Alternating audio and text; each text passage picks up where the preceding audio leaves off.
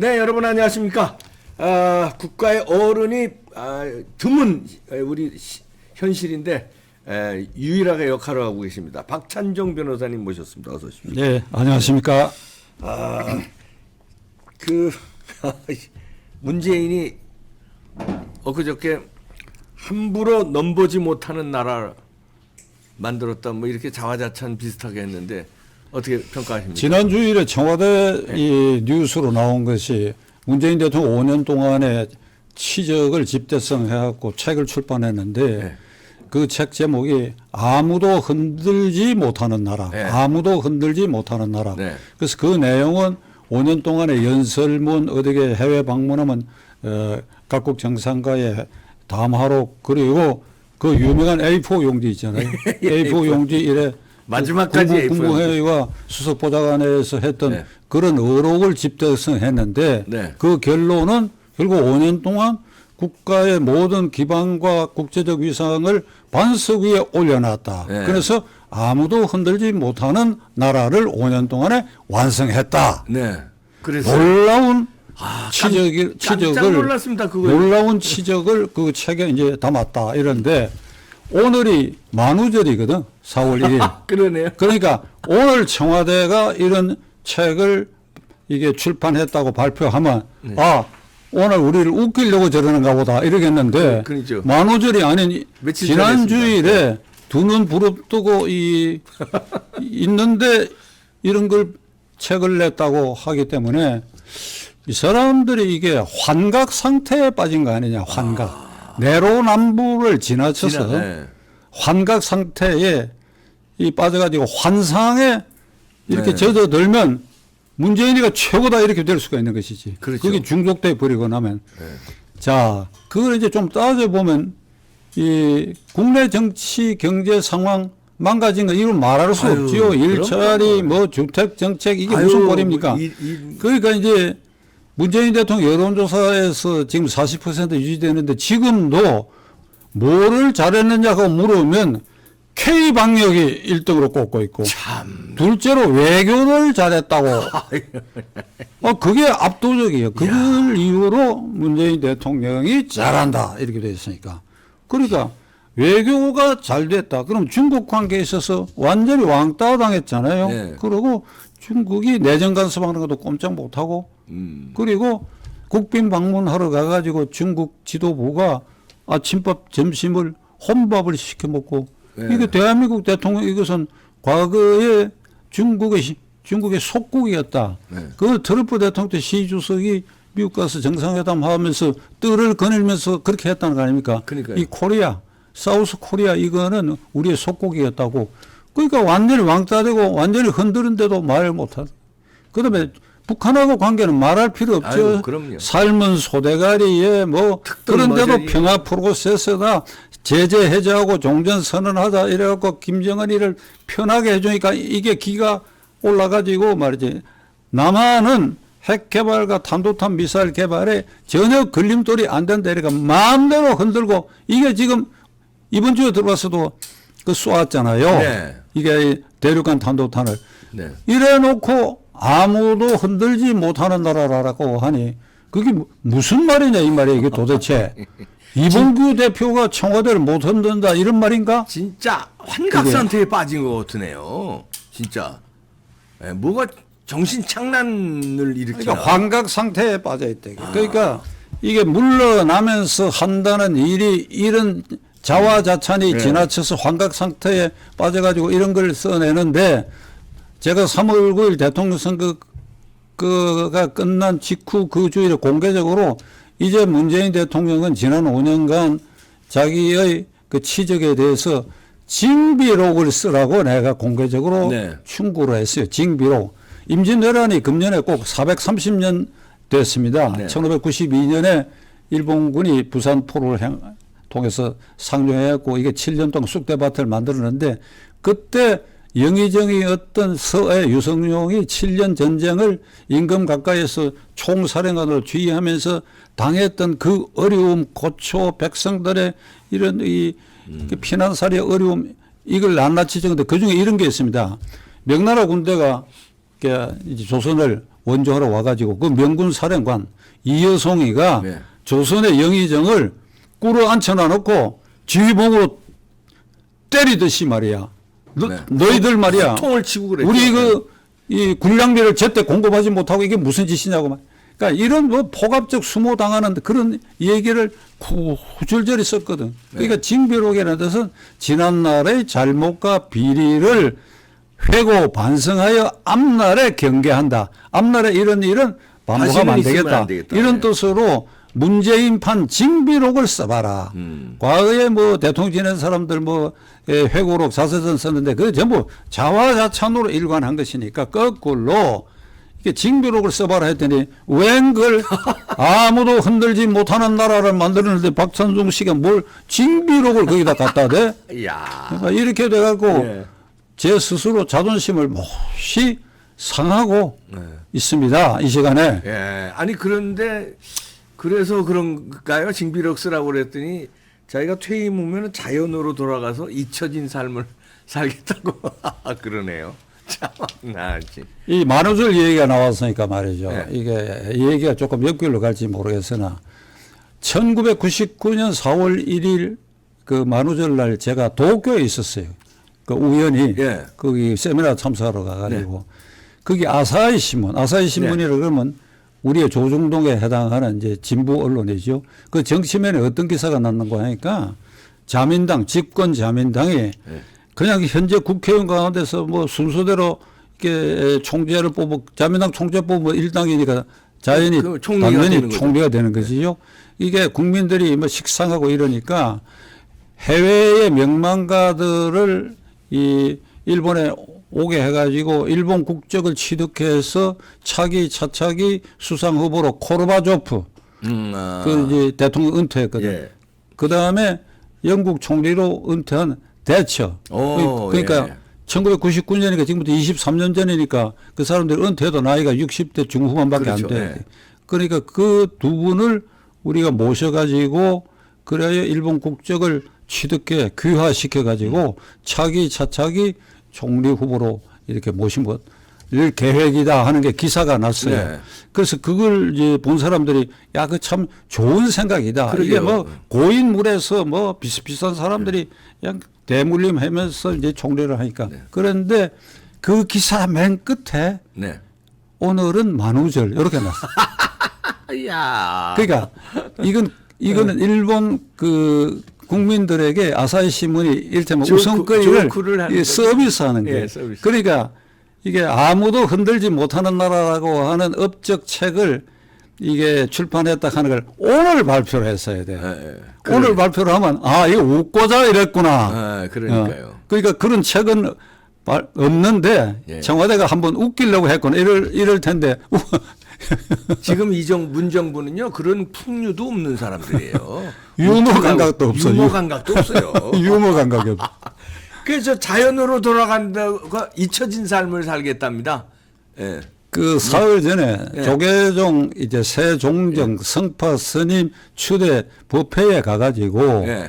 그 성파 스님하고 불교계 관계자들 앞에서 남은 임기 최선을 다하고 예. 그러고는 이게 자연으로 돌아가 잊혀진 삶을 살겠다. 그리고 자기 이번에 그 사저 근처에 양산 통도사도 있고 이러니까 거기도 자주 가서 가르침을 받겠다. 이런 이제 말이 붙어 있는데 잊혀진 삶을 살 수 있나요? 자연으로는 또 돌아갈 수 있나요? 그걸 듣고 저는 이 문재인 대통령이 굉장히 불안 심리에 쌓여 있구나. 아. 청와대로 가는 데가 이 구중궁궐이거든요. 그렇죠. 구중궁궐. 외부하고는 완전히 차단돼 있고 그리고 그 관저에 이 서재도 있고 대통령 공간이 따로 있어요. 뭐 침실, 가족 공간 이런데 거기에 6시 다 퇴근하고 밤 9시쯤 되면 정막 강산이 됩니다. 감옥 같지요? 뭐. 외곽 지키는 경호원들만 있고 그 서재에 앉아가지고 혼자 이게 낮에 뭐 이 수석 비서관이나 이런 사람들 만나가 얘기하는 동안에 외로움을 잊어버릴 수가 있는데 네. 혼자 거기에 딱 앉아가 저녁 9시 이후에 자정까지 곰곰이 생각해 보면 불안이 엄습해 오고 것이다. 불안이. 왜 그러니까 이게 맞아. 그런데 내가 지은 죄가 얼마나 많으냐. 그렇죠. 이명박 박근혜 이래갖고 박근혜는 꼬박 5년. 5년 감옥 살고 이명박 아직 아직도 감옥에 있고. 들어가 있는데 나는 이걸- 더한데. 이걸 비교해 보면 내가 더 지은 죄가 많을 수가 있다. 내가 그러면 이거 어떻게 되느냐? 양산 사제에 가긴 가도 거기서 무사하겠느냐? 노무현 대통령도 사제까지 갔는데 무사 못했거든요. 못했죠. 예. 그러니까 이런 불안 심리가 있기 때문에 어딘가 신랄같이 기대고 싶은 이런 심정들이 있을 것이다. 그래서 조계종 이 최고 지도자인 종정을 만난 자리에서 자연으로 돌아가 잊혀진 삶을 살겠다. 도와달라 이런 얘기. 읍소하는 거네. 그런 뜻인데 이게 자연으로 돌아가 잊혀진 삶을 살 수 없게 된 것이 양산으로 돌아가자마자 지금 조사받아야지. 적폐 대상으로 대통령 자신이 수사 대상이 된 드러난 사건. 이재명 후보가 선거운동 기간 중에 울면서 말이지 내가 이번에 낙선하게 되면 없는 죄도 만들어가 감옥을 보낸다고 울며 불며 그랬잖아요. 네. 그 문재인 대통령에게 새로 정권 잡은 쪽에서 없는 죄를 만들어가 문재인에게 사법 처리하는 게 아니라 이미 적폐 수사 대상으로 드러난 거 수사를 안 할 수 없는 것이 현재 드러난 거 여러 개 있잖아요. 첫째로 울산시장 부정선거 사건은 13명이 기소가 됐는데 그 공소장에 40번 이상이 대통령 언급이 대통령을 위하여 대통령에 의해서 이렇게 되어 있는데 그러면 그 사건의 공소장을 보면 울산시장 부정선거 사건의 추정 제1피의자 꼭지점에 문재인이 존재하고 있는데 당연하죠. 말이지. 그런데 이게 재판이 어찌 되는가 하면 이게 지금 3년 가까이 되는데 기소한 지 뚜껑을 덮어놨거든. 네. 그러니까 문재인이 지명한 김명수 대법원장 그 휘하의 지시인데 뚜껑을 덮어놨는데 이게 요거요. 잘 덮어놓은 것 같아. 오히려 이제 5월 10일 이제 물러나게 되면 그 뚜껑을 열 수밖에 없어. 네. 그러면 이건 당연히 수사를 해야지 불러가지고. 네.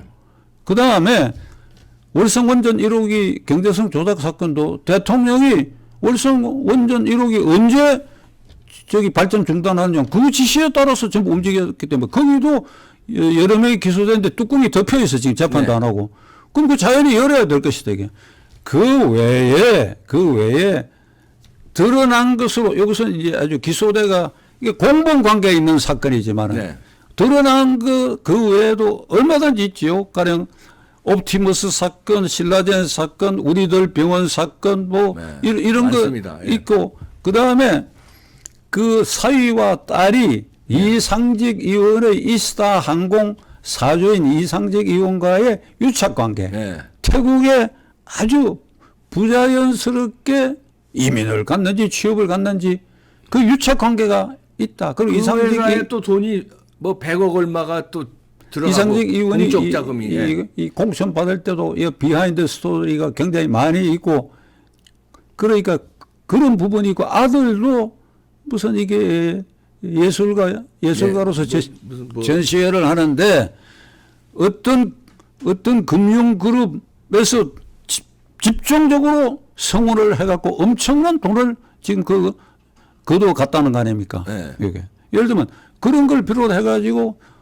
대통령 주변에 이게 여러 지금 괴담들이 많아요. 정권 교체라고 하는 것은 결국 사람과 돈이 이동하는데 제1표적이 청와대 아닙니까? 그렇죠.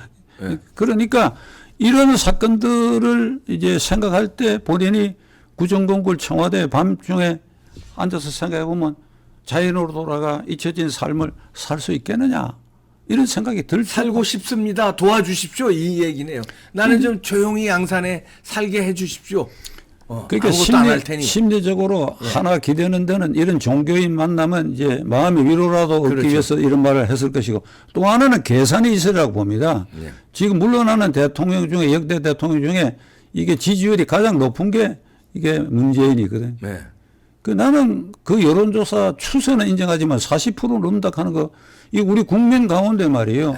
이 정확한 판단을 못하는 사람들이 많지 않냐. 그 자관 그래. 자관만 40% 가까이 되니까 이게 이 새 정권이 자신을 향한 이렇게 이제 덮여져 있던 것도 열고 여러 의혹도 조사를 해 가게 되면 이걸 감당할 수 없는 이 사태, 그러니까 40% 지지자 중에 대깨문이 있잖아요. 네. 그러니까 지난주 토요일 날 이게 선제 탄핵 촛불 집회를 했어요. 네. 청계광장에서 동아일보수 앞에 있는 네, 청계 했습니다. 네. 모인 사람은 적지만 이런데 어떤 희망을 걸지 않느냐.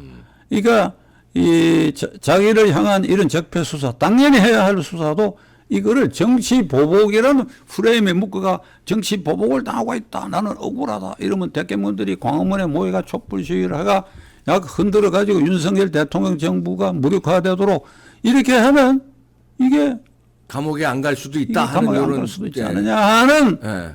이런 막연한 생각을 희망. 예. 혹시 하고 있을 가능성이 있는데 이 점에 있어서 나는 문재인 대통령에게 네. 경고적 충고를 하고자 합니다. 네. 그 헛된 꿈이야. 그 절대 있을 수 없어. 지금 윤석열 대통령이 적폐 수사로 문재인 대통령을 그 수사 대상에 올리느냐 마냐 본인의 재량권도 없어 이제는. 이미 올라 있지 않느냐 이 말이요. 네. 대통령이 함부로 올리라 말라 소리가 못하게 돼 있다고 지금.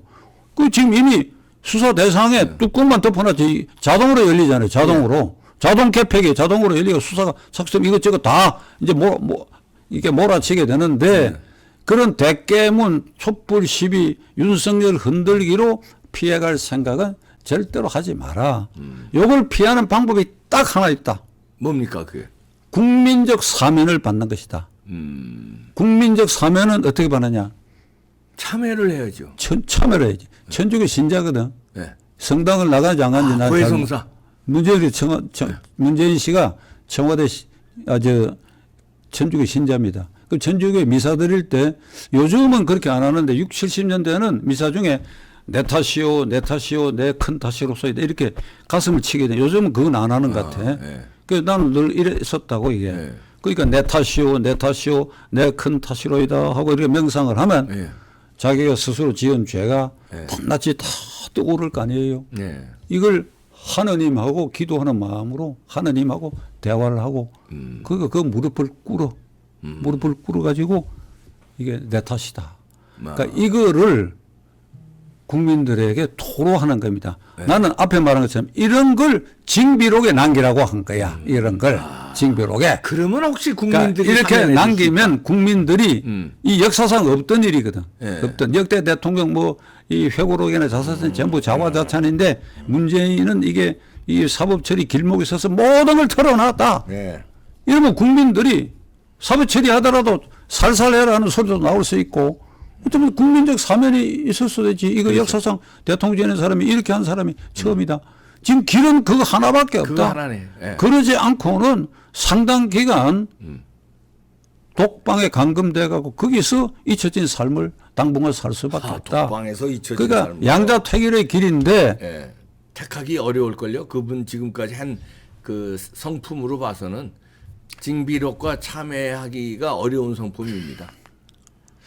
포기하기에는 우리 국민들이 너무 슬퍼. 예. 국민들 국민 엊그저께까지 노릇하기가 한 행동이 있기 때문에 국민 노릇하기가 이렇게 슬플 그러게. 수가 없어. 예.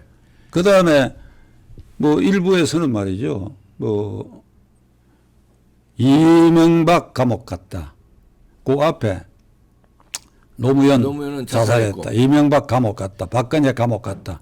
그리고 또 문재인까지 감옥 갔다. 이럴 수 있느냐 이런데 그럴 수 있다. 어쩔 수 없다. 이게 수 없다. 국제적 수치가 안 됩니다.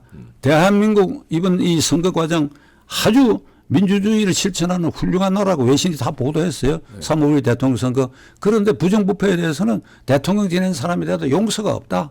그러니까 우리 국민들 입장에서는 이런 과정을 통해서 대통령이 잘못을 저지르면 처벌받을 수밖에 없다라고 하는 것을 이렇게 쌓여가야 이제 정직한 대통령, 깨끗한 대통령이 앞으로 태어날 수 있는 토양을 만드는데 예. 잘못을 저지른 대통령에 대해서 처벌하는 것은 그 토양의 비료라고 우리가 생각해야 됩니다. 그럼요. 네. 어쩔 수 없다. 네, 어쩔 수 없다. 네.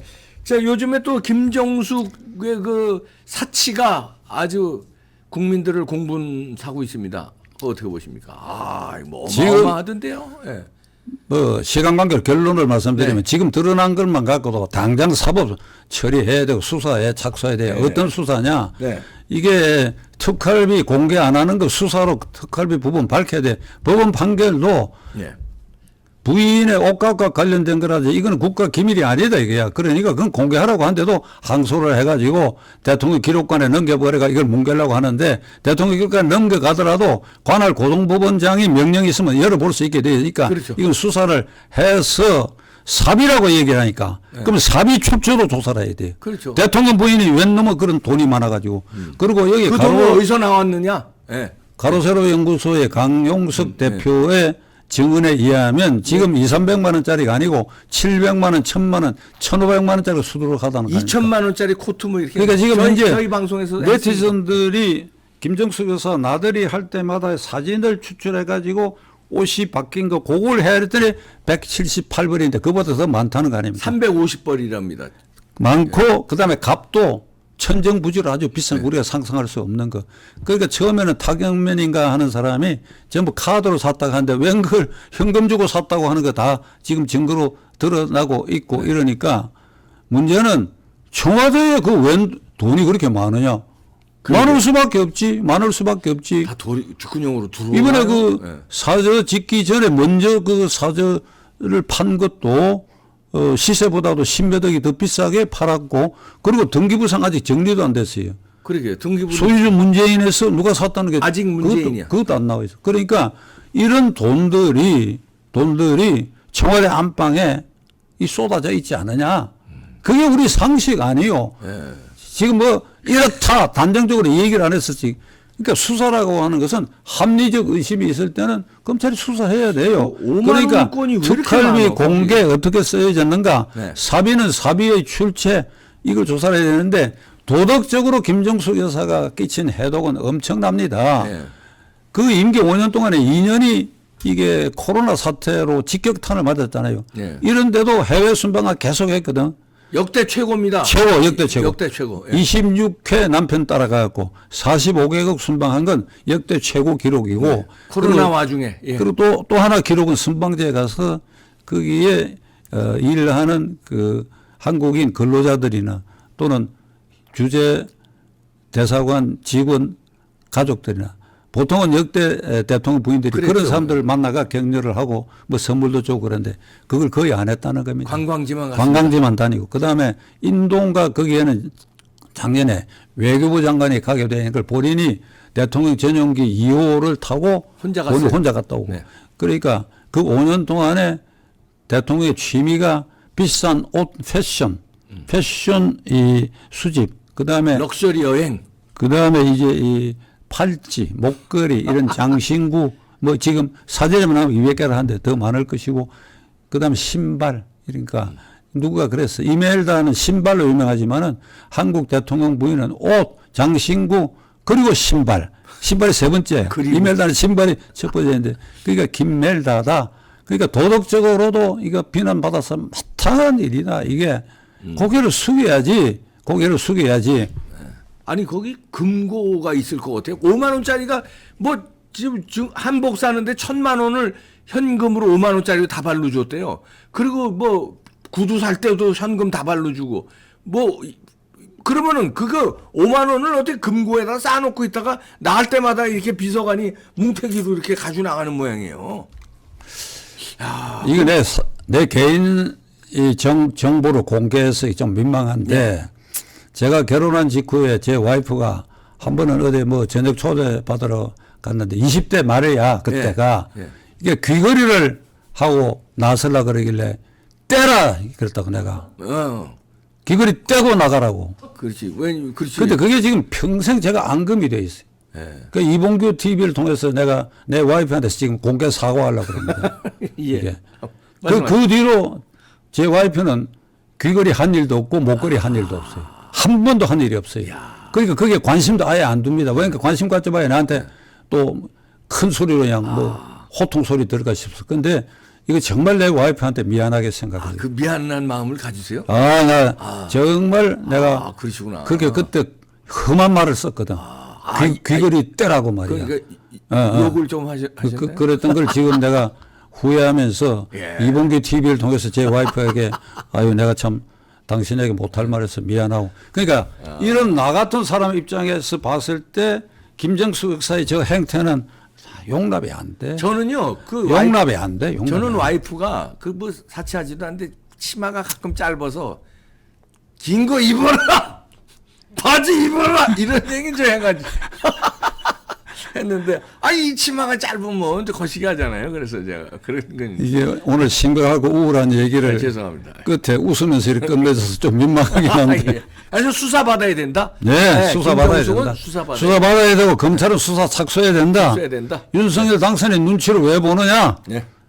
중앙지검에 당장 수사에 착수하라. 네. 아유 수사 받아야죠. 네. 박찬종 변호사님이셨습니다. 마치겠습니다. 감사합니다.